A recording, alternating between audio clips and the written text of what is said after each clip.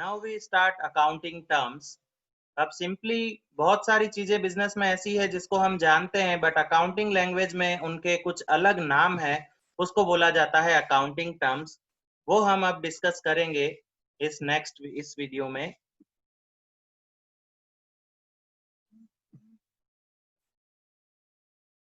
तो accounting terms में हमको कुछ बातें ध्यान रखनी है, तो ये आप लोग नोट करके रखें और इसको हमेशा आपको याद ही रखना है। सबसे फर्स्ट नोट है कि business and its owner both are separate. Accounting जब भी हम कर रहे हैं, अकाउंट्स में हम कोई भी सम सॉल्व कर रहे हैं, कुछ भी हम जर्नल एंट्री कर रहे हैं, फाइनल अकाउंट सॉल्व कर रहे हैं, अकाउंट्स में जब भी हम कुछ रिकॉर्ड करेंगे तो हमेशा याद रखना है कि अकाउंट्स हम मेंटेन किसका कर रहे हैं, बिजनेस का अकाउंट मेंटेन कर रहे हैं। हम ओनर का पर्सनल अकाउंट मेंटेन नहीं कर रहे हैं। अकाउंट का एक सबसे मोस्ट इंपॉर्टेंट कंसेप्ट ये है कि business and its owner both are separate, दोनों अलग अलग पर्सन हैं। अकाउंट में बिजनेस को एक आर्टिफिशियल पर्सन माना जाता है। बिजनेस एक नॉन लिविंग आर्टिफिशियल पर्सन है कि जिसका रिप्रेजेंटेशन उसका ओनर करता है, लेकिन बिजनेस का खुद का अपना एक लीगल एग्जिस्टेंस होता है। बिजनेस मार्केट में हमेशा खुद के नाम से पहचाना जाता है। जैसे एग्जांपल हम लें गुजरात प्रोविजन स्टोर, तो जब भी हम अकाउंट मेंटेन करेंगे तो हम गुजरात प्रोविजन स्टोर के अकाउंट मेंटेन करेंगे। गुजरात प्रोविजन स्टोर मार्केट में अपने नाम से पहचाना जाएगा, गुजरात प्रोविजन स्टोर के नाम से। उसके ओनर के नाम से उसकी पहचान नहीं होगी। हाँ, ये है कि भाई उसको स्टार्ट हमेशा उसके ओनर ने ही किया है, तो कोई ना कोई उसका ओनर जरूर होगा। लेकिन जब भी हम अकाउंट मेंटेन करेंगे तो हमको ये बात हमेशा याद रखनी है कि गुजरात प्रोविजन स्टोर एक नॉन लिविंग पर्सन है जिसका अकाउंट हम मेंटेन कर रहे हैं, और उसका जो ओनर है वो एक अलग पर्सन है और उसका हम अकाउंट मेंटेन नहीं कर रहे हैं। तो अकाउंट में ये बात अगर अच्छी तरह से याद रहेगी तो आगे कोई भी डिफिकल्ट से डिफिकल्ट सम्स हो उसमें भी कभी कोई मिस्टेक नहीं होगी। तो सबसे मोस्ट इंपॉर्टेंट कंसेप्ट है कि बिजनेस और उसका ओनर दोनों अलग अलग पर्सन हैं। ओनर जो है लिविंग पर्सन है और बिजनेस क्या है, नॉन लिविंग आर्टिफिशियल पर्सन है। क्यों? क्योंकि उसका लीगल एग्जिस्टेंस है, उसकी लीगल आइडेंटिटी है, कानूनी रूप से उसकी एक खुद की पहचान है। सो business has its legal identity and owner has its separate identity. Business is an artificial person which is known in market by its own registered name. जैसे रिलायंस इंडस्ट्रीज का भी अपन एग्जांपल लें तो मार्केट में रिलायंस के नाम से वो पहचाना जाएगा। जब भी अकाउंट्स मेंटेन किए जाएंगे तो रिलायंस इंडस्ट्रीज के बुक्स में अकाउंट मेंटेन होंगे। एक्सपेंस और इनकम देखा जाएगा, प्रॉफिट और लॉस देखा जाएगा, तो रिलायंस का प्रॉफिट कितना हुआ, लॉस हुआ, वो देखा जाएगा। ओनर का इसमें अकाउंट में कोई भी रोल नहीं होगा। अपन जब भी रिकॉर्ड करेंगे, अकाउंट्स मेंटेन करेंगे, हमेशा याद रखना है कि हम ओनर का पर्सनल अकाउंट मेंटेन नहीं कर रहे हैं, हम बिजनेस का अकाउंट मेंटेन कर रहे हैं। इसलिए हमको क्या रिकॉर्ड करना होगा, हमको बिजनेस के ही एक्सपेंस रिकॉर्ड करने हैं और बिजनेस की ही इनकम रिकॉर्ड करनी है। ओनर के पर्सनल एक्सपेंस और ओनर की पर्सनल इनकम को हमको रिकॉर्ड नहीं करना है। बट अगर ओनर अपने पर्सनल एक्सपेंस को बिजनेस में से पे करता है तो उसको रिकॉर्ड किया जाएगा, क्योंकि बिजनेस में से उसने पैसा लिया है अपने पर्सनल एक्सपेंस को पे करने के लिए। सो ये कंसेप्ट याद रखना है हमेशा, बिजनेस एक अलग पर्सन है, ओनर एक अलग पर्सन है। Whenever we maintain books of accounts of business, always keep it in mind that we are preparing accounts of business only. We are not maintaining accounts of owner. In accounts, we have to record business transactions only which have some financial value. Accounts में कौन से transaction record होंगे, वो ही transaction record होंगे जिनकी कोई monetary value होगी। भले हमने किसी को 1,000 रुपए का सामान डोनेशन में दे दिया हो, तो हमने डोनेशन में उसको सामान दिया 1,000 रुपए का, बदले में उससे पैसा तो नहीं लिया, लेकिन सामान तो हमारे बिजनेस से जा रहा है। तो ऐसे ट्रांजेक्शन को रिकॉर्ड किया जाएगा। क्यों रिकॉर्ड करेंगे, क्योंकि उसमें सामान हमारे पास से गया, गुड्स हमारे पास से गया है और उसकी वैल्यू भी है कि हमने कितने रुपए का गुड्स दान में दिया, हमने 1,000 रुपीज का गुड्स दान में दिया। तो ऐसे ट्रांजेक्शन जिसकी फाइनेंशियल वैल्यू होती है उसको अकाउंट्स में रिकॉर्ड किया जाता है। जिसकी फाइनेंशियल वैल्यू नहीं होती है उसको अकाउंट्स में रिकॉर्ड नहीं करते हैं। तो ये कुछ ध्यान में रखने वाली बातें जो हमेशा याद रखनी है। अब हम आगे बढ़ते हैं अकाउंटिंग टर्म्स पे। तो सबसे फर्स्ट हमारा अकाउंटिंग टर्म आता है कैपिटल। अब कैपिटल क्या होता है? जब भी बिजनेस स्टार्ट किया जाता है तो बिजनेस स्टार्ट करने के लिए ओनर जो भी उसमें इन्वेस्ट करता है उसको बोला जाता है कैपिटल। सपोज आप लोगों ने एक छोटा सा जो है प्रोविजन स्टोर स्टार्ट किया है, तो प्रोविजन स्टोर के लिए आपको या तो शॉप खरीदनी पड़ेगी या तो वो शॉप आप उस रेंट पे लोगे। तो एक तो आपने शॉप का पैसा इन्वेस्ट किया, साथ साथ में वहां पे गुड्स रखने पड़ेंगे सेल करने के लिए, तो वो गुड्स आप कहीं से परचेज करके लाओगे, वो गुड्स भी आपकी इन्वेस्टमेंट हुई। फिर इन सब चीजों को खरीदने के लिए आपको कैश चाहिए, पैसा चाहिए, तो कैश भी क्या हुआ? इन्वेस्टमेंट हुआ।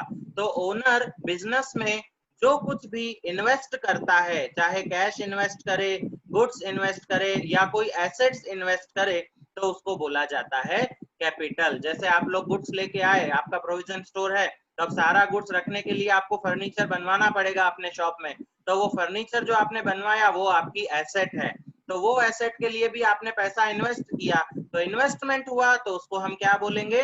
कैपिटल बोलेंगे। तो कैश, गुड्स और assets whatever is invested bye an owner into the business is called capital.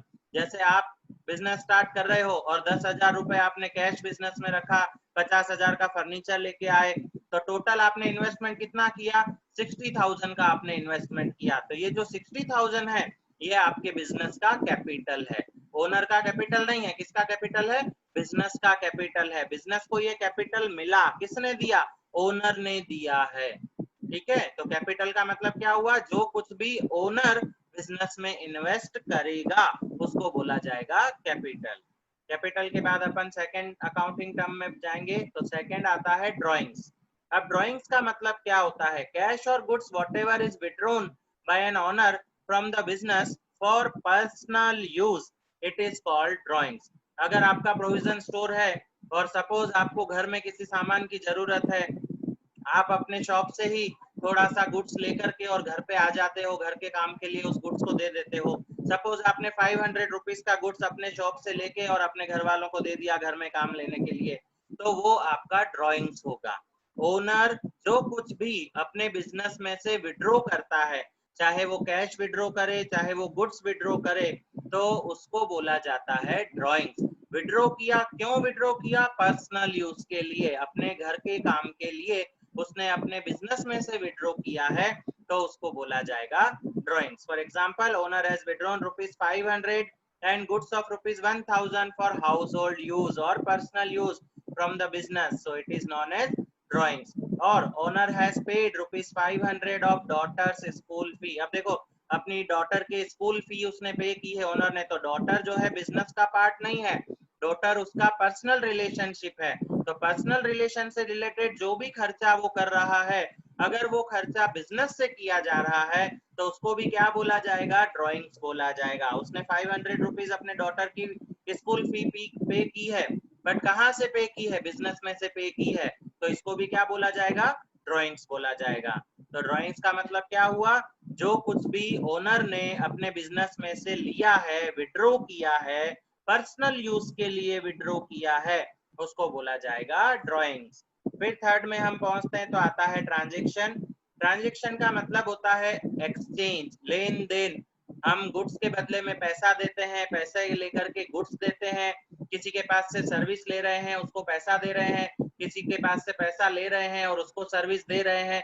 तो जहां पर भी लेन देन हो रही है, एक्सचेंज हो रहा है, उसको बोला जाएगा ट्रांजेक्शन। ट्रांजेक्शन का लोकल मीनिंग अगर हम ऑर्डिनरी सेंस में देखें तो उसको हम बोलते हैं लेन देन। किसी भी चीज की लेन देन अगर हो रही है लेकिन वो मॉनेटरी टर्म्स में होना चाहिए, फाइनेंशियल टर्म्स में होना चाहिए, उसको हम बोलते हैं ट्रांजेक्शन। सो एग्जांपल हम देखें तो गुड्स ऑफ ₹500 सोल्ड, हमने 500 रुपीज का गुड्स सेल कर दिया, तो गुड्स दिया और पैसा लिया, ये ट्रांजेक्शन हुआ।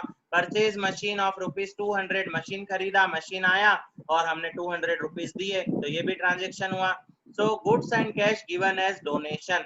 अगर हम किसी को डोनेशन में भी गुड्स और कैश दे रहे हैं, अब गुड्स और कैश अगर हम डोनेशन में भी दे रहे हैं, बदले में हम उससे कुछ ले नहीं रहे हैं, लेकिन हमारे बिजनेस में से गुड्स भी जा रहा है और हमारे बिजनेस में से कैश भी जा रहा है, तो इसको भी हम क्या बोलेंगे? ट्रांजेक्शन बोलेंगे, क्योंकि यहाँ पे भी क्या हुआ, लेन देन हुआ, क्योंकि डोनेशन जो ले रहा है पर्सन वो इसको कहीं ना कहीं यूटिलाइज करेगा और हमारे बिजनेस से ये सामान जा रहा है, ये कैश जा रहा है डोनेशन में, तो हमको भी अकाउंट्स में प्रेजेंट करना पड़ेगा। फिर आता है गुड्स। तो गुड्स हम किसको बोलते हैं? गुड्स जो है ट्रेडर जिस भी चीज का ट्रेड करता है, जिस चीज को ट्रेडर परचेजिंग सेलिंग रेगुलरली कर रहा है, बार बार कर रहा है, उसको बोला जाता है गुड्स। जैसे आपका प्रोविजन स्टोर है तो आप क्या करोगे, थोड़े चॉकलेट्स लेके आओगे, कुछ जो है वेफर्स के पैकेट लेके आओगे, साथ साथ में आप जो है कोई थोड़ा सामान जो है ग्रेन्स का लेके आओगे, कोई प्लास्टिक के इक्विपमेंट्स लेके आओगे, जो इजीली आप ज्यादा से ज्यादा क्वांटिटी में सेल कर सकोगे।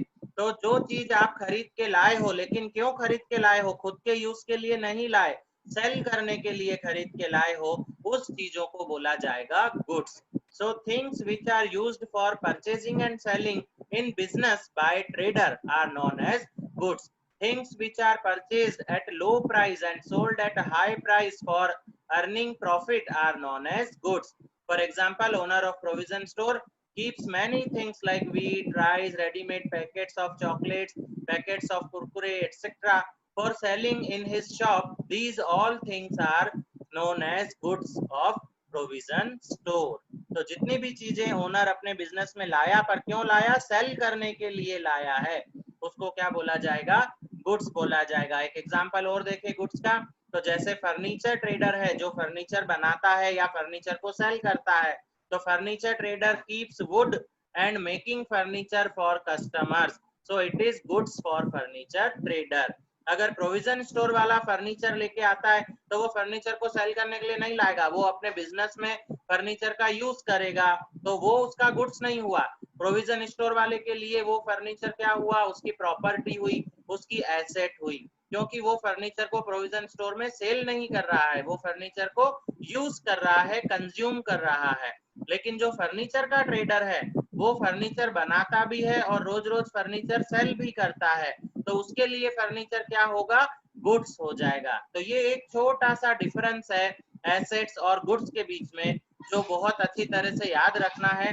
गुड्स हम किसको बोलते हैं, जिस चीज का ट्रेडर ट्रेड करता है, बार बार परचेस करता है, बार बार सेल करता है, उसको बोलते हैं गुड्स। और जिस चीज को वो खरीद के अपने यूज के लिए रख लेता है और उसको यूज करता जाता है, उसको सेल नहीं करता है, उसको बोला जाता है एसेट। तो प्रोविजन स्टोर वाले के लिए फर्नीचर क्या है, एसेट है, गुड्स नहीं है। लेकिन जो फर्नीचर का ट्रेड करता है, जो ट्रेडर फर्नीचर वाला है, उसके लिए फर्नीचर क्या है, उसके लिए फर्नीचर गुड्स है, एसेट्स नहीं है।